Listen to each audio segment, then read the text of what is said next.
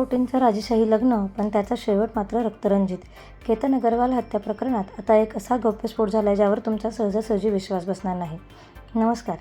लोहगड हत्याकांड हे नाव जरी ऐकलं तरी आता लोकांच्या अंगावर काटा येतोय. या हाय प्रोफाईल मर्डर केसमध्ये दररोज नवनवीन खुलासे होत आहेत. पण आता पोलिसांनी आरोपी सियाच्या आईवडिलांची तब्बल 11.5 तास कसून चौकशी केली आहे. आणि मित्रांनो, याच 11.5 तासांच्या चौकशीतून एक असा नवा आणि धक्कादायक ट्विस्ट समोर आलाय ज्याने संपूर्ण प्रकरणाला एक वेगळंच वळण दिलंय. एकीकडे पोलिसांच्या सीन रिक्रिएशनचे थरारक फोटो सोशल मीडियावर व्हायरल होत आहेत, तर दुसरीकडे सियाच्या पालकांनी पोलिसांना नेमकं काय सांगितलं आणि असा कोणता मोठा राज त्यांनी उघड केला ज्यामुळे पोलिसही चक्रावून गेलेत. 17 कोटींच्या या लग्नामागचं काळं सत्य आता हळूहळू जगासमोर येतंय.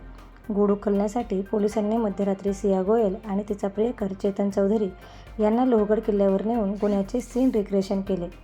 या प्रकरणातील धागेदोरे शोधण्यासाठी पोलिसांनी दोन्ही आरोपींना वडगाव न्यायालयाने 7 दिवसाची पोलीस कोठडी सुनावली आहे. सियाच्या पालकांची तब्बल 11.5 तास चौकशी करण्यात आली. तिचा भाऊ साहिल गोयल याने देखील पोलिसांना जबाब दिला आहे की सियाला केतनशी लग्न करायचं नव्हतं. ही गोष्ट तिने कधीही कुटुंबियांना सांगितली नव्हती. सियाने केतनचे वीक काढल्याचे कारण देत या नात्याला विरोध केल्याचा दावा केला होता. मात्र पालकांनी हा हेतू अत्यंत हास्यास्पद असल्याचे म्हटले आहे. हत्येनंतर पोलिसांनी तपास केला असता सिया आणि चेतनने केतनच्या हत्येपूर्वी आणि हत्येनंतर आपापसातील व्हॉट्सअप मेसेज डिलीट केल्याचे निष्पन्न झाले आहे.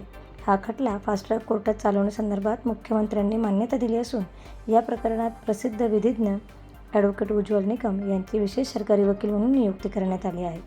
या प्रकरणातील नवा ट्विस्ट नेमका काय आहे हे जाणून घेण्यासाठी व्हिडिओला लाईक करा आणि या मर्डर मिस्ट्रीच्या पुढच्या प्रत्येक अपडेटसाठी आपल्या चॅनलला आत्ताच सबस्क्राईब करा. नवनवीन बातम्यांच्या अपडेट्स सर्वात आधी मिळवण्यासाठी आमच्या मराठी न्यूज लाईव्ह या चॅनलला सबस्क्राईब करा व बेल आयकॉनला हिट करायला विसरू नका.